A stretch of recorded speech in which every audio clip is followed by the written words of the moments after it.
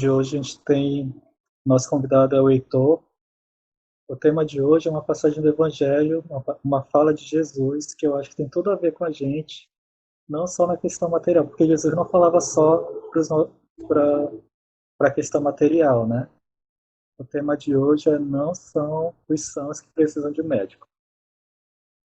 Alguém se identifica aí? E antes de passar então a palavra para o Heitor, eu vou colocar aqui a nossa mensagem da noite, a Elisiane vai fazer a leitura e em seguida a gente faz a prece. Só um instantinho.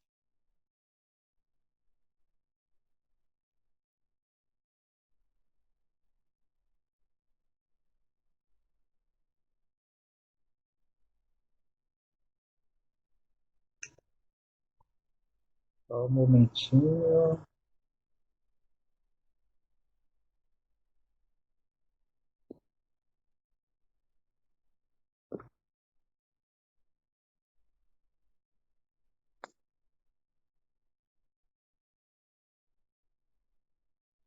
Pronto. Elisiane, Então, com você. pessoal, tô aqui. Boa noite a cada um que está aqui reunindo conosco em pensamentos, né? E vamos lá. Essa é uma mensagem que foi tirada do livro dos Atos dos Apóstolos, capítulo 14, item 10. Uma mensagem, a interpretação da mensagem de Paulo. A cada um, levanta-te direito sobre os teus pés. De modo geral, quando encarnados no mundo físico, apenas enxergamos os aleijados do corpo, os que perderam o equilíbrio corporal, os que se arrastam penosamente no solo, suportando escabrosos defeitos. Não possuímos suficiente visão para identificar os doentes do espírito, os coxos do pensamento, os aniquilados de coração. Onde existissem somente cegos, acabaria a criatura perdendo o interesse e a lembrança do aparelho visual. Pela mesma razão, na crosta da Terra, onde a esmagadora maioria de pessoas se constituem de almas paralíticas, no que se refere à virtude, raros homens conhecem a desarmonia de saúde espiritual que lhe diz respeito, conscientes de suas necessidades incontestes. Infere-se, pois, que a missão do Evangelho é muito mais bela e mais extensa que possamos imaginar.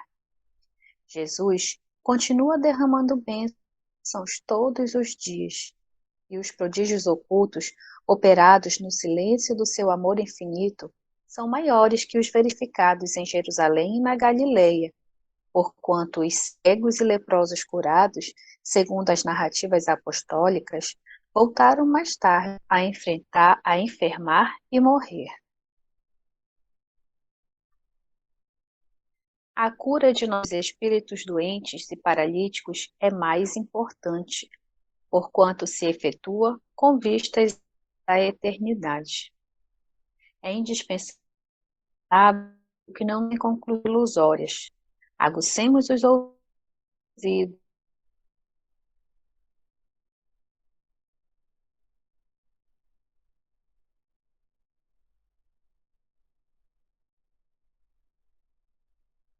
de anjo que lhes não pertencem.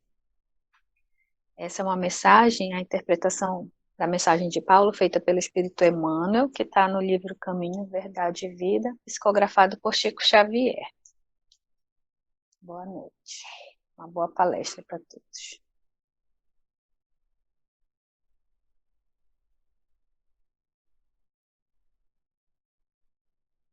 Bom, então, obrigado, Elisiane. Boa noite, quem chegou agora.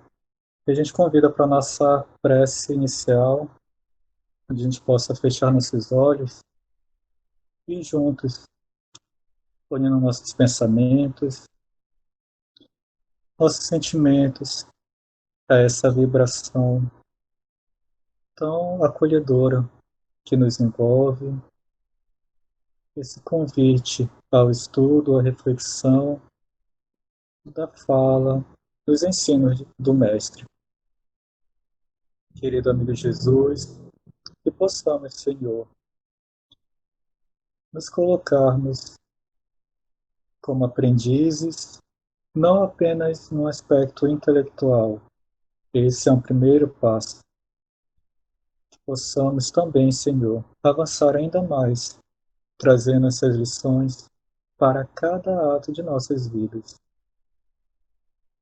Que tu possas envolver a todos nós, nossos familiares,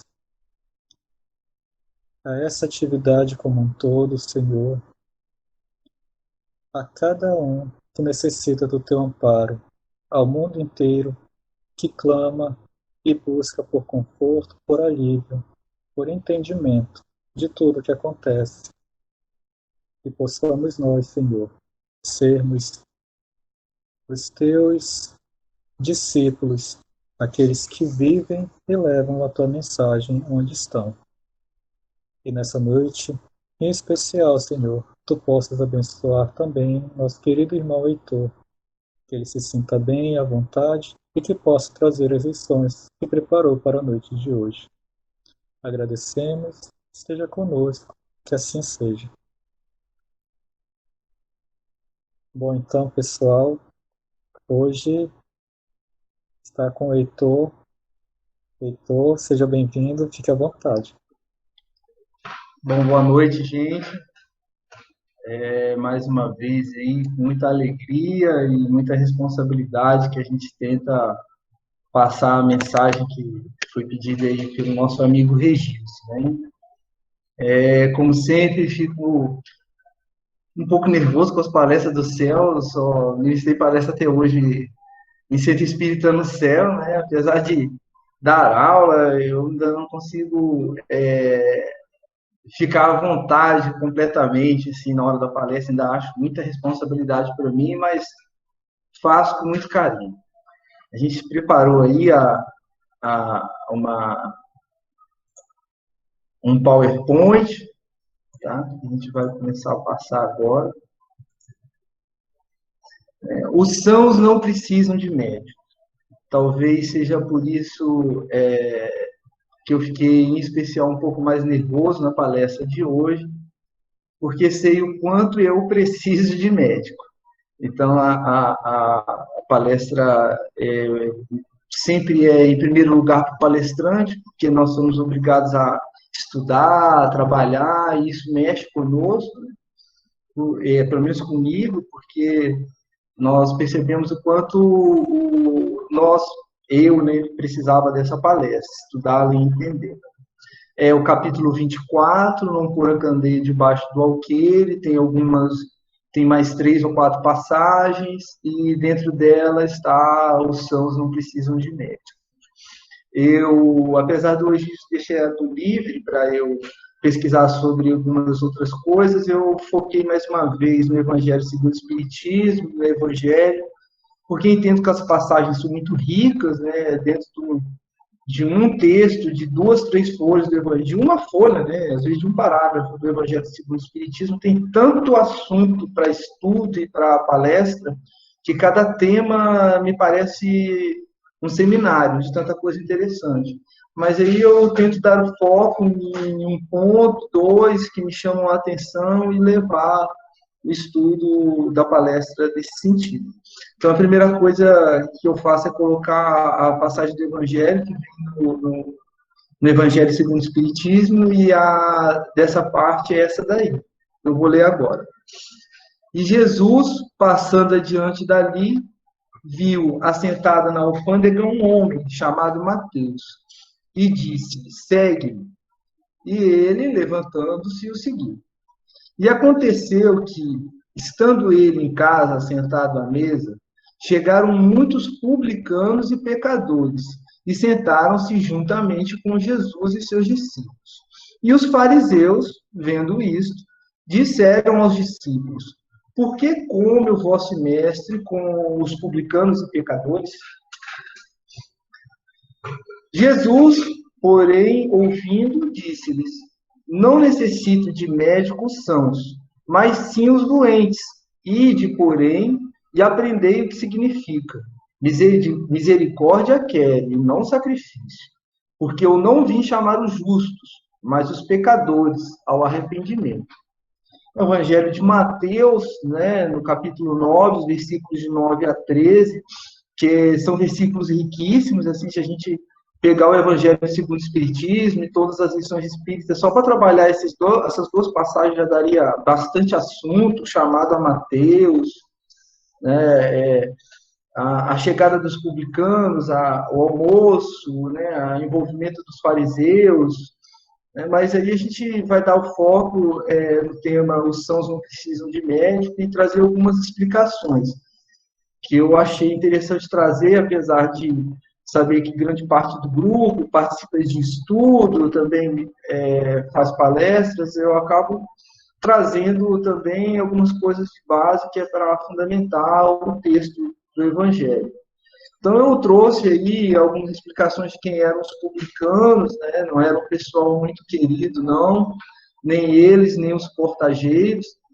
Os publicanos, chamados na antiga Roma como senhores cobradores de taxas públicas, né? Eram os encarregados de receber os impostos e rendimentos de toda a natureza.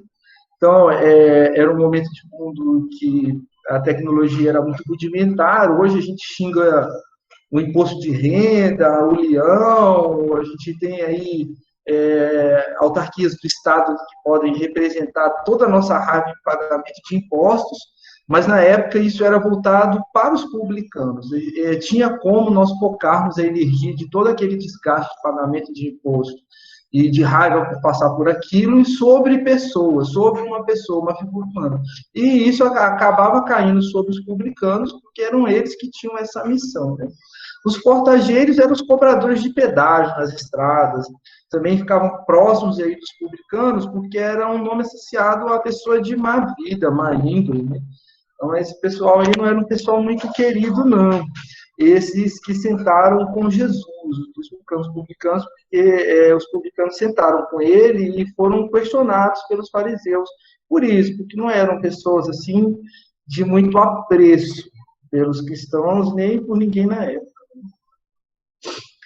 Bom, tinha também aí, cita no texto, os fariseus, né, já eram pessoas que utilizavam a religião para dominar e influenciar o povo.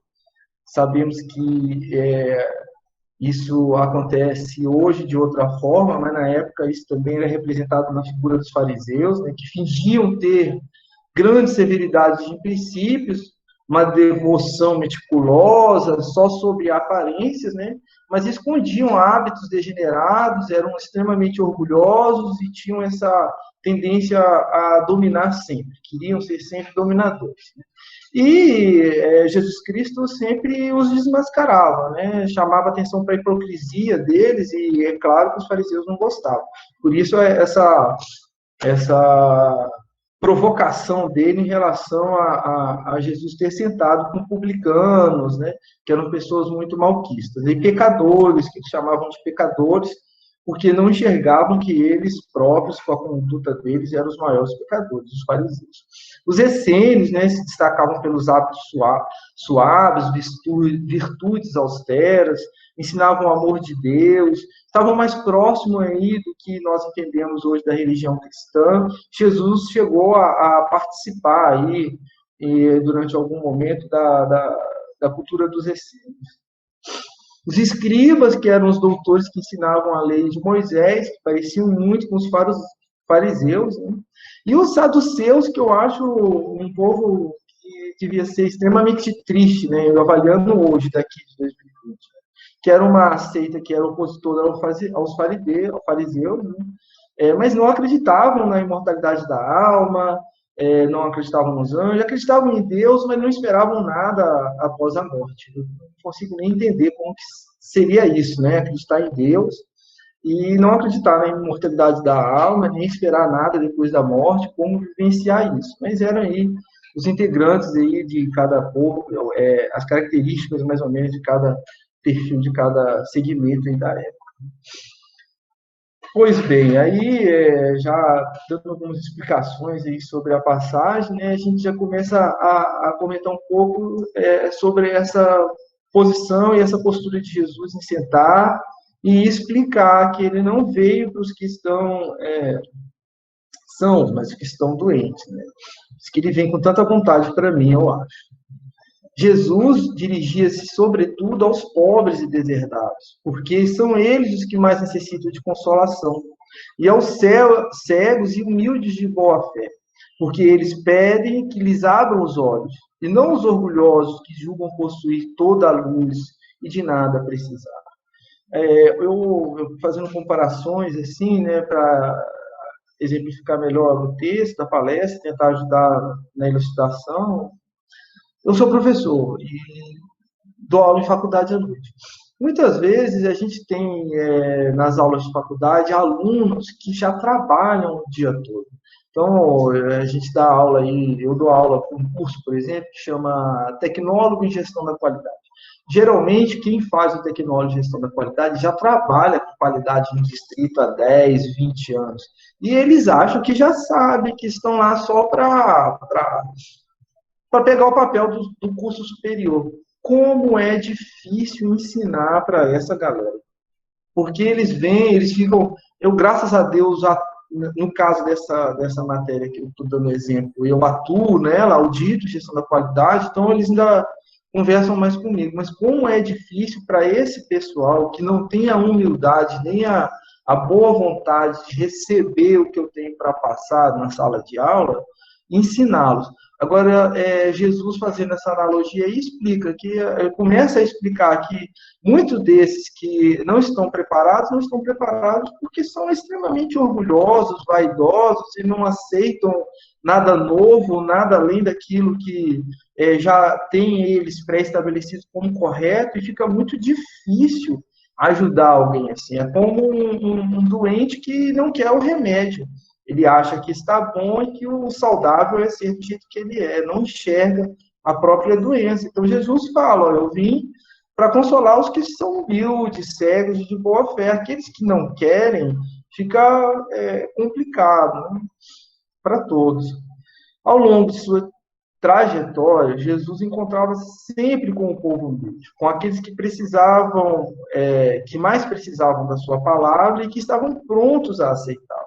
Os orgulhosos, poderosos, acham que já sabem, né? Certos de possuírem a razão em tudo, geralmente questionam sobre fatos que desconhecem, pois para eles é uma vergonha admitir não saber algo ou que outros apresentem uma ideia diferente. Então, esse caso aí da vaidade exacerbada, do orgulho exacerbado de certas pessoas que já acham que sabem e têm dificuldade de aceitar o novo. A gente tem que lembrar que Jesus veio contrapor muito dos conceitos e ritos da época que não levavam a nada, e ele tenta não, como ele diz próprio, ele não veio destruir a lei, mas reconduzir ao caminho, né?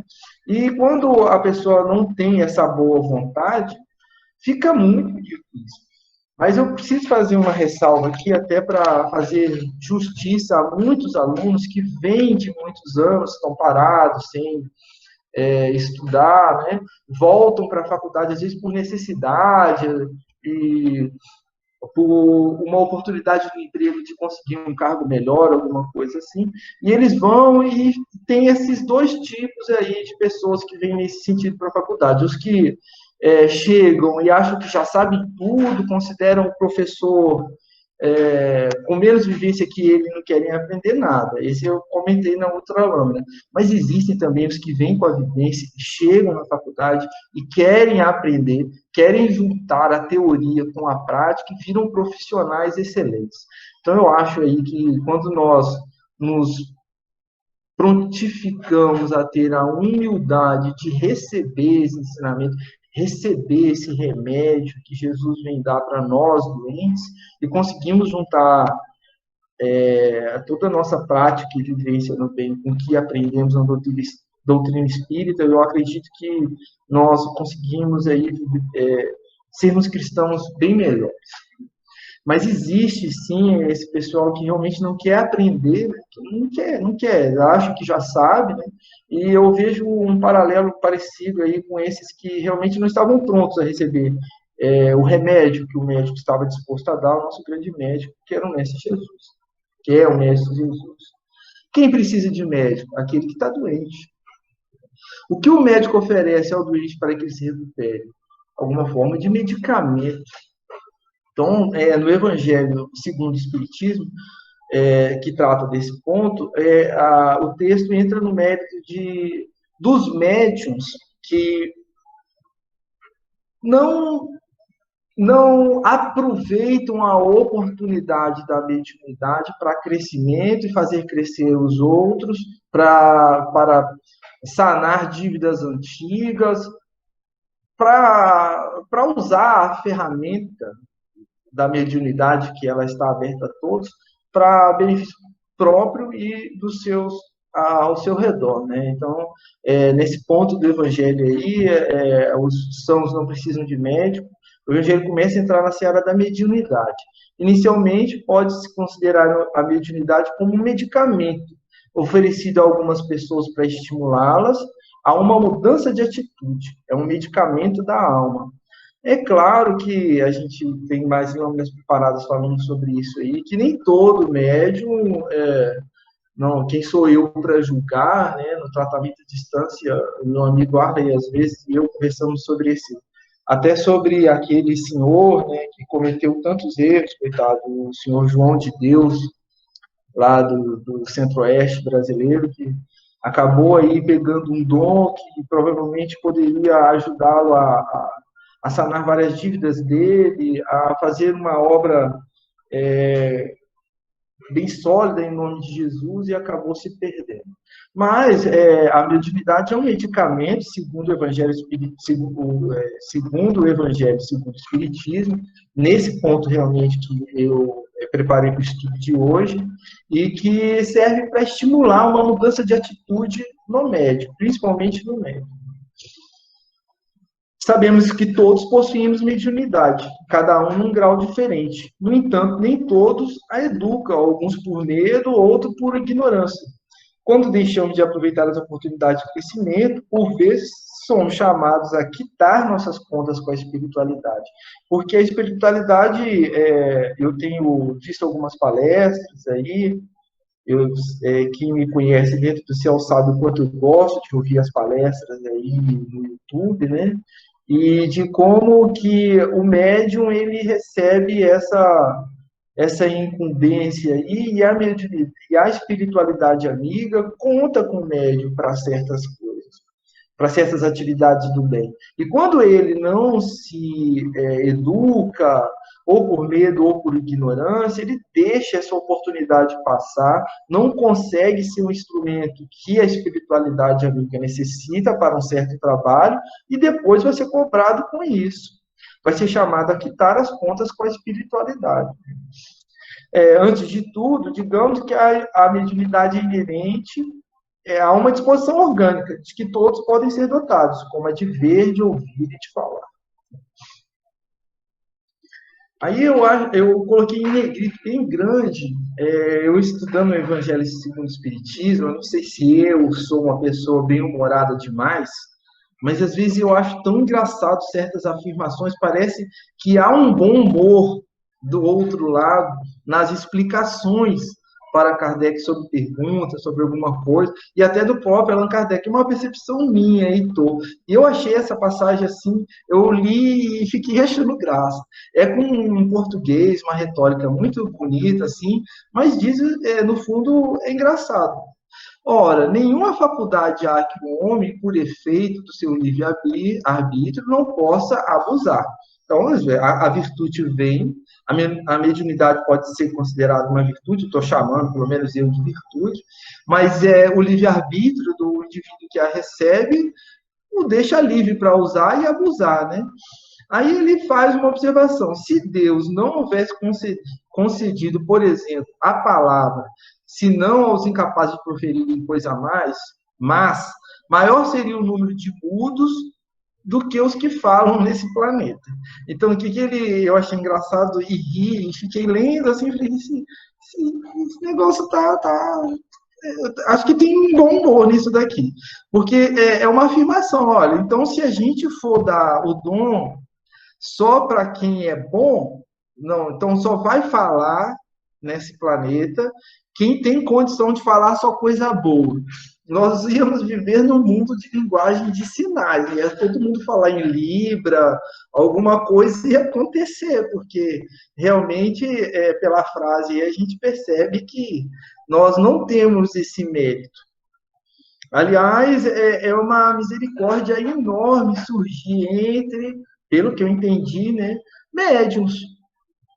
Né, como diz o Haroldo Dutra, um dos palestrantes que eu adoro falar, né, toda palestra que me pedem eu acabo citando ele, né, o Haroldo fala, graças a Deus que espírito superior não vem aqui fazer palestra, porque se os espíritos superiores começarem a vir para a Terra fazer palestra, os palestrantes vão fazer o quê? Eles vão ter que tipo de ferramenta para trabalhar e crescer. Então, não é concedido essas virtudes, essas faculdades, medindo esse grau aí de crescimento do espírito. Porque senão, nós somos 8 bilhões, e nós teríamos aí dos 8 bilhões, uns 5 ou 6 médicos. Ou então, se vai de tirar o dom da fala para aqueles que não têm condição de falar só coisa boa, vamos ficar todos mudos. Então, todos nós, o dom, né, falando sobre esse remédio que chega em forma da mediunidade. Isso pode ser usado para o bem, como pode ser usado para o mal. Todos nós temos mãos. Alguns ajudam para levantar os caídos, outros para empurrar as pessoas no chão. Todos têm pés. Uns usam para ir ao centro espírita, outros para se... hoje é domingo, gente. A quantidade de forró, pagode, de coisa em Manaus que tem aí para a pessoa se destruir mais um pouco achando que está se divertindo. E muitos usam os pés e as mãos e os recursos para irem para um centro espírita ou para a sua religião, seja ela qual for, e estudar um pouco mais o ensinamento de Jesus, outros usam para outras coisas. Né? Todos possuem os olhos, uns os utilizam para tentar perceber o que existe belo na humanidade, outros só para falar mal do semelhante. Então, o remédio é dado, a mediunidade vem. Agora, se a pessoa que recebeu essa faculdade vai se educar, vai trabalhar, ou se ela vai usar isso para nada, ou não vai entender, vai ficar com medo, viver em sofrimento, né? A gente sabe aí da quantidade de médico que às vezes não consegue se educar e acaba passando a vida toda em sofrimento sem entender aquela faculdade que tem. Outros vão para o estudo, para as atribuições que podem ser dadas para o médico, para ele trabalhar melhor na sua faculdade. Né? Depende do livre-arbítrio de cada um, como diz aqui. Né? Livre-arbítrio. Efeito do seu livre-arbítrio. Se só os mais dignos fosse concedida a faculdade de comunicar com os espíritos, quem ousaria pretendê-lo? Bom, eu não... Se fosse só para os mais dignos, eu estava naquela fila lá de tentar me depurar para conseguir entrar na outra fila para tentar ser de novo uma outra fila dos mais dignos. Onde, ao demais, o limite entre a dignidade e a indignidade? A mediunidade é conferida sem distinção a fim de que os espíritos possam trazer luz a todas as camadas, a todas as classes da sociedade, ao pobre, ao rico, ao reto, para os fortificar no bem, aos oficiosos, para os corrigir. Não são estes os últimos doentes que necessitam de médico? Então, se começar a colocar atributos, vou fazer uma outra comparação aqui, gente, mas é só para ilustrar, né? Esse direcionamento aí no texto, que está também no Evangelho, sobre todas as classes da sociedade, do pobre ao rico, todos têm o direito a ter o direito, podem ter entre eles um médium, e isso pode... Imagina se a gente começa a dar critérios a gente, né, tipo assim, se existissem critérios para dar a faculdade a um indivíduo da mediunidade ou não. Esses critérios poderiam começar a atingir só as pessoas mais estudadas, as que vivem em um ambiente mais salutar, porque a gente, pelo menos eu entendo, que o ambiente favorece muito ao equilíbrio do indivíduo. Então, a pessoa que nasce num ambiente de muita luta por dinheiro, onde se luta com muita dificuldade para ter alguma coisa material, e não tem acesso à educação, o ambiente fica ali, principalmente para nós doentes, né, de mais difícil crescimento.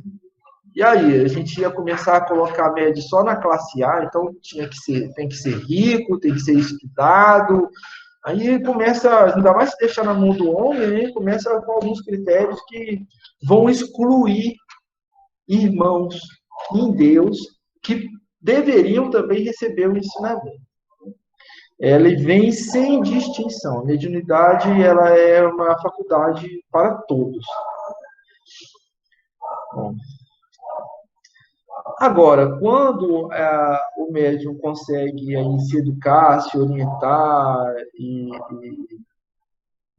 viver dentro dos princípios cristãos, né, os bons espíritos lhe vêm auxílio. E seus conselhos dados diretamente são de natureza a impressioná-lo de modo mais vivo do que se recebessem diretamente. Então, a gente vê que o médium ele é caminho para a espiritualidade, para a realização de atividades, né? Mas que tem muita coisa também de melhoria para o médium, né? O médium também ele é muito beneficiado quando ele aceita essa faculdade e segue o caminho que Jesus preparou. Bom, quem são esses doentes? Podemos classificar os doentes em doentes do corpo físico, da mente e do espírito. Isso é uma classificação que eu achei, depois tem uma referência bibliográfica no final aí, tá? É claro, assim, gente, como eu disse, existem muitos pontos de estudo dentro do texto, né? Eu foquei em um, porque senão fica aquilo que eu falei no início, a vontade é de fazer um seminário, né? Porque a cada 3 frases, 2 ali, tem todo um trabalho de estudo e de aprimoramento que dá para fazer. Mas quando Jesus pronunciou que os sãos não precisam de médico, ele se referia aos doentes do espírito. Conforme o foco, percebemos origens diferentes. Se focalizar o corpo físico, os doentes são aqueles que têm alguma região do corpo em desequilíbrio. Se focalizarmos a mente, os doentes são aqueles que apresentam desarmonia emocional e mental. Agora, se focalizarmos o espírito, podemos considerar que todos nós que habitamos o planeta Terra somos doentes. É um mundo de provas e expiações, onde quem está aqui está em tratamento, que é um mundo onde a gente precisa se aprimorar, então estamos esbarrando um no outro o tempo todo, cada um com seus defeitos, cada um com a sua doença, tentando aí eliminar essas imperfeições, esses vícios, esses desvios aí que acontecem, e estamos todos juntos aqui, um tentando colaborar com o outro, ou pelo menos deveria, para crescimento, mas somos todos doentes. Quanto pode ajudar o medicamento que ingerimos? Então, aí a gente, já que somos todos doentes, né, aonde está esse medicamento? Como é que pode ser isso? Então, eu comecei dentro do turbilhão de informação que eu fui lendo aí, tentando dar uma lógica para a apresentação e direcionando sempre para um ponto. Então, eu primeiro tentei falar um pouco sobre a importância que tem a faculdade mediúnica para o médium, de como isso é um remédio, e que pode vir em qualquer classe social, uma questão de misericórdia, de justiça, isso, né? Assim, não dá critérios, não escolhe um grupo privilegiando a outro, e todos podem receber a faculdade, e é um remédio, tá? Mas e esse remédio? Quando chegou na parte do médico, doença, remédio, então eu comecei a pensar, e esse medicamento? A ação do medicamento pode ajudar temporariamente, mas a causa verdadeira procede do coração. Enquanto não modificamos o exterior continuará apresentando possibilidades de sintomas. Vou fazer mais uma relação com o meu trabalho. A gente tem aí dentro da qualidade, da gestão da qualidade, as tratativas do que a gente chama de não conformidade. A não conformidade é um desvio, uma falha, uma falta dentro daquele programa de gestão da qualidade, alguma coisa aconteceu errada. Então, quando tem alguma coisa assim, um desvio, né, nós procuramos uma ação corretiva, que seria um medicamento, um remédio. E nós, para dar esse remédio, para resolver o problema, nós procuramos a causa raiz do problema. É uma aula de tratativa de produto não conforme, em gestão da qualidade. O que é achar a causa raiz? É achar o cerne, a raiz do problema. Que assim você trata o foco e elimina todos os sintomas. O que em gestão da qualidade quer se evitar? Que se trate uma gripe com sorine. Se você fizer isso, o nariz vai ficar entupido, mas você vai continuar gripado. Então, o medicamento tem que ir, a ação tem que ir no foco certo. Se for no sintoma, não tratar a causa, a raiz, você continua com o problema. Então, o medicamento que chega para nós de Jesus, ele ajuda, mas depende de nós a achar a verdadeira causa do problema e tratar. Senão a gente modifica um sintoma e continua com a causa. A gente ameniza, mitiga um sintoma do problema, mas não elimina a causa, né? Então, se pensamos em fatos negativos, geramos energia negativa ao nosso redor. O medicamento, em muitos casos, é fundamental para que possamos sobreviver ao momento de dificuldade. O problema está em pensarmos que isso significa a cura. Então, a gente vai ao centro espírita, a gente recebe o apoio da espiritualidade amiga, mas nós temos ali um defeito raiz que gera sintomas de problema. Então, enquanto nós não tratarmos essa causa mesmo, a gente não vai ter a cura. Esse medicamento pode mitigar, apaziguar, mas não vai resolver o problema. A mente é a fonte criadora das doenças. Gradativamente, vamos gerando em nossa vida aquilo que desejamos. Considerando o equilíbrio do espírito, não adianta tomar medicação se prosseguirmos emocionalmente com o problema. Aí vem um outro detalhe também aí sobre esse remédio, né? Nós não lembramos de buscar o socorro dos médicos, benfeitores espirituais, quando estamos doentes. Mas nas primeiras melhoras, a gente já abandona o remédio, o conselho salutar, e voltamos aos mesmos abusos que nos conduziram à enfermidade. Eu trabalho há 30 anos, né, tenho 45, mas trabalho desde 13, então tem mais de 30 anos, e durante 8 anos eu fui bancário. E eu fui bancário de 89 a 97. Eu era adolescente, tinha 14, trabalhei até os 21 no banco, e vi bancário gostar de tomar muita cerveja, né? Eles gostavam de sair, achavam que estavam mais se divertindo, né? E isso daí me fez lembrar essa passagem aí, dos médicos e dos benfeitores quando está doente, mas na primeira melhora abandona o remédio. Então, o pessoal lá que trabalhava no banco tinha um negócio de um futebol toda quarta-feira.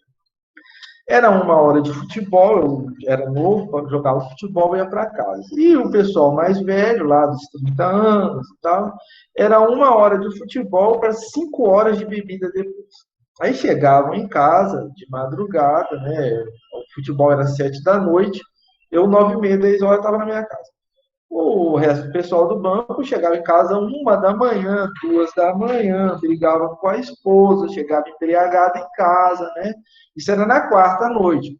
Na quinta de manhã, sem exceção, todos que estavam de ressaca, brigado com a mulher, estavam andando dentro do banco falando: eu não vou mais. Parei com o futebol. Não dá mais para mim. Estou aqui com dor, estou passando mal, minha esposa brigou comigo. Aí, a ressaca chegava na quinta, na sexta-feira de manhã já estava melhor. Na sexta-feira, na hora do almoço, já dava aquele telefonema para a esposa, eu fazia as pazes. Na sexta-feira de tarde, já estava marcando com todo mundo o futebol da outra quarta para fazer a mesma coisa.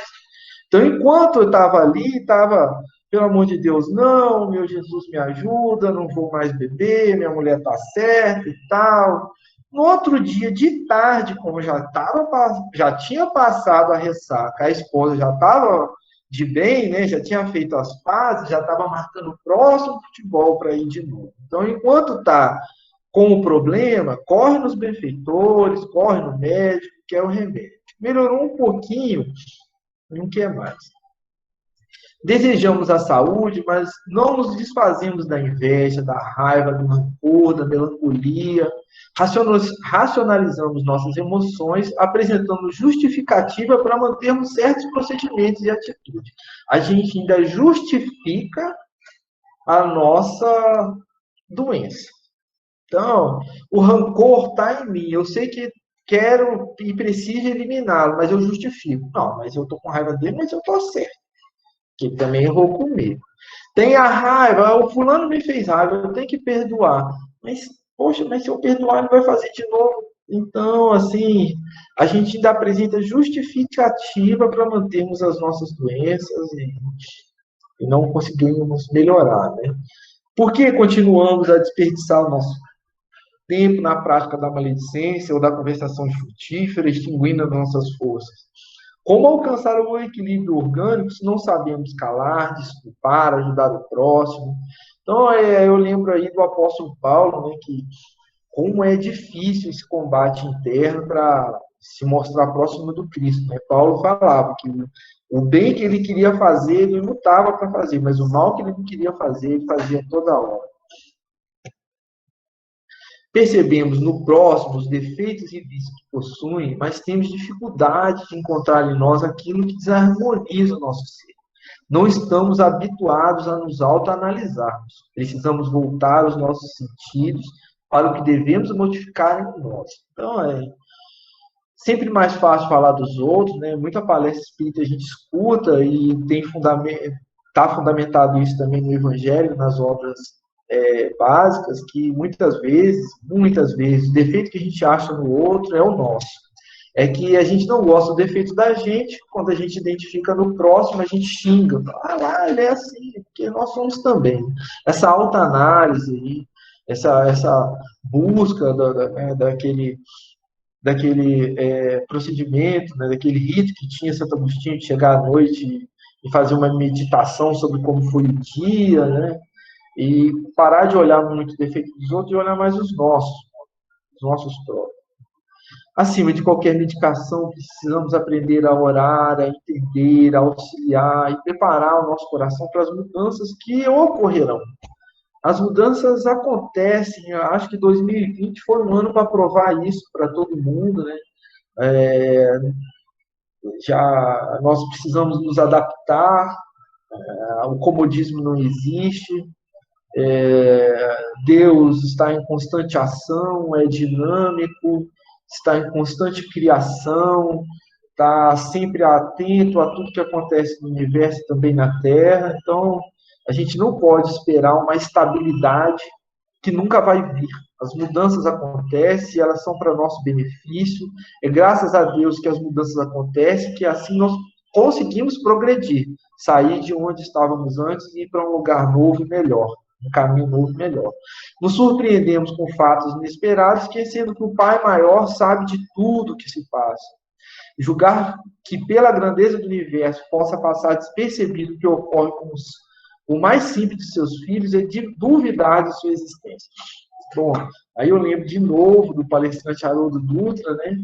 Que ele faz uma brincadeira, que ele fica falando do tamanho do universo, quantidade de galáxias, né?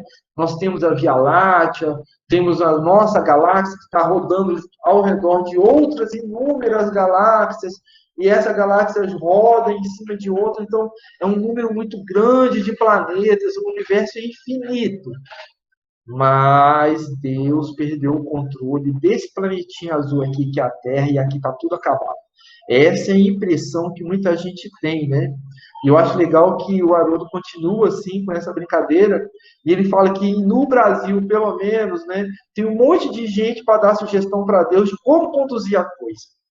Apesar dele saber mais que todo mundo, é a inteligência suprema, criadora e mantenedora de todo o universo, né? O que não falta é brasileiro para chamar ele e falar, amigo, ó, você está fazendo errado, acho que aqui no Brasil tem um outro caminho aí. Porque nós sempre queremos tomar a rédea e o controle de uma situação que não poderia estar em melhores mãos. É claro que a gente tem que fazer a nossa parte. Isso não significa cruzar o braço e ficar esperando que o Pai Maior resolva tudo. Mas ele sabe de tudo que se passa e está no controle.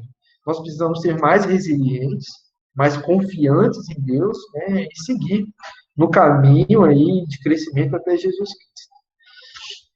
Aí eu tirei isso, eu até cito o cara, né, esses slides aí é de um outro estudioso espírita que tem um blogzinho e coloca algumas coisas lá de alguns temas, e eu tirei isso dele.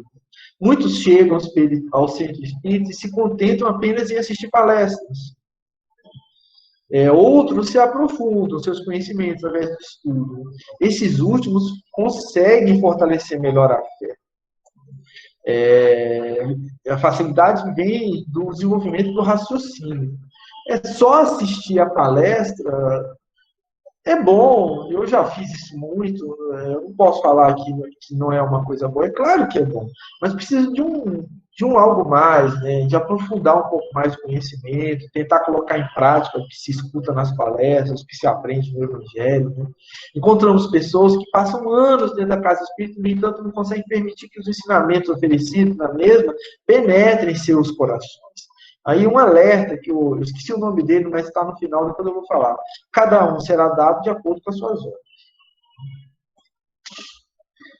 Aí eu coloco alguns medicamentos divinos. Eu achei, existem a riqueza de informações da doutrina espírita, eu continuo achando fantástico. Toda vez que o Regilson me dá um tema e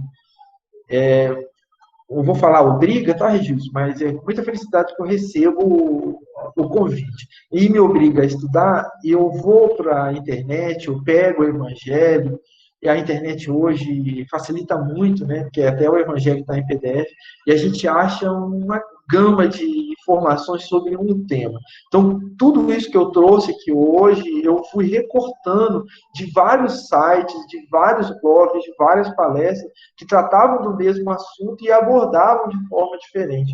Eu espero ter conseguido trazer aí, apesar de ter trago muita coisa, algum direcionamento envolvendo aí o tema. Aí no final eu achei esse blog aqui, que ele fala assim, medicamentos divinos. E esses medicamentos são um combate a alguns maus hábitos nossos. Então, combatendo firmemente o egoísmo, essa terrível doença que confunde a nossa mente a ponto de acreditarmos que tudo deve ser nosso. O egoísmo é realmente quase, não sou psicólogo, não sou psiquiatra, né? Não sei se alguém pode, mas é quase que um autismo, né? Você achar que tudo tem que ser seu, que tudo gira em torno de você, que é um egocentrismo tão exacerbado assim que beira a insanidade, né? E quem sou eu para falar egoísta como sou, um dos mais insanos. Mas, teoricamente, é o entendimento que eu tenho. Só nos interessando por aquilo que nos diz respeito e que tantos males e prejuízos têm nos causado ao longo do tempo. Estaremos erradicando nefasta chaga. Então, aí é sobre o egoísmo. Agora, o orgulho, esse infeliz comportamento que não deixa você doente receber o remédio, não deixa você ignorante receber o conhecimento, né? A vaidade também. Esse infeliz comportamento que nos remete a pensar que somos sempre os melhores, lá os fariseus, né? E que o mundo deva se curvar aos nossos pés diante da nossa importância, que impede de vislumbrarmos a presença dos nossos irmãos que seguem ao nosso lado, estaremos eliminando uma doença pertinaz que há muito tempo aboleca. Tirar isso. Nossa visão humanitária.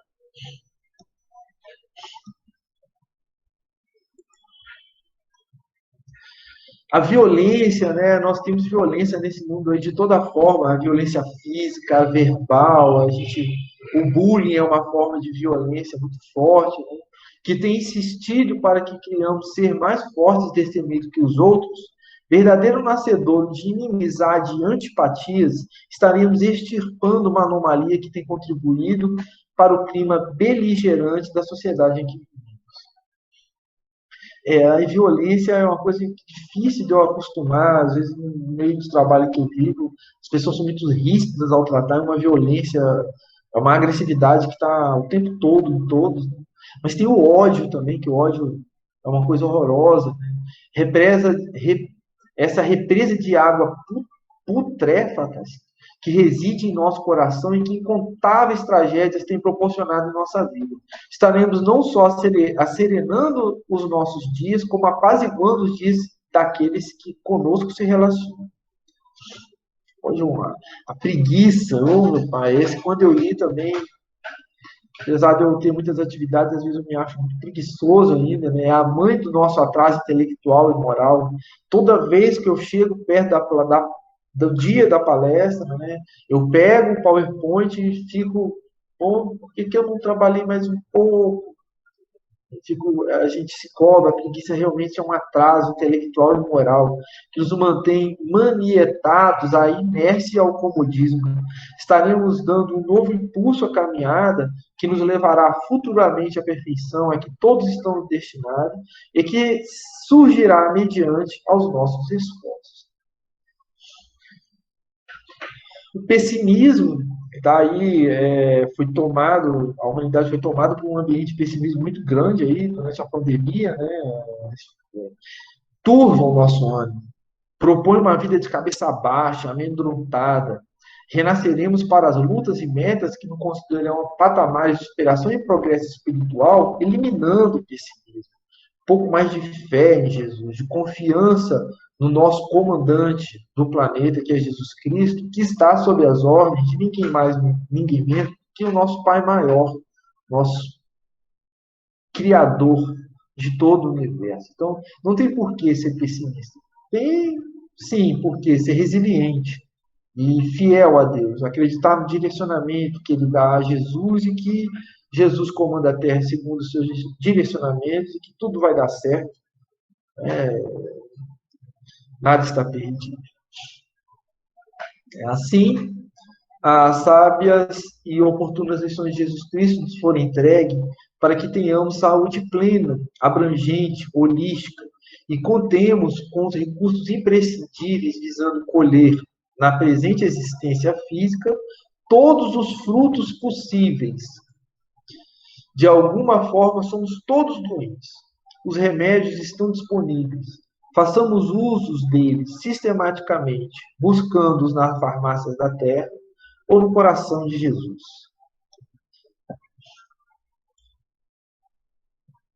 Aí eu tirei do Evangelho, tirei de muito mais lugares, tá? Não fiz nenhuma bibliografia muito nas regras da BNT, só quis colocar alguma coisa aí, né? Os principais lugares foram Fonte Viva, né, de Chico Xavier, o Evangelho segundo o Espiritismo, o senhor José Carlos Pereira, aí, é responsável por algumas lâminas que eu copiei dele, eu acho muito injusto quando eu copio assim e não coloco o nome do cara, né? E tirei alguma coisa também do site oconsolador.com.br, pedindo desculpa aí já, desde já, a todos os outros que colaboraram de alguma forma com o meu entendimento para a construção do PowerPoint e não estão aí. Muita paz, muito obrigado. Espero ter sido coerente aí para trazer motivo de reflexão através de tema que o registro propôs. Tomara que tenha ficado bom. Muito obrigado, uma boa noite. Fiquem todos com Deus.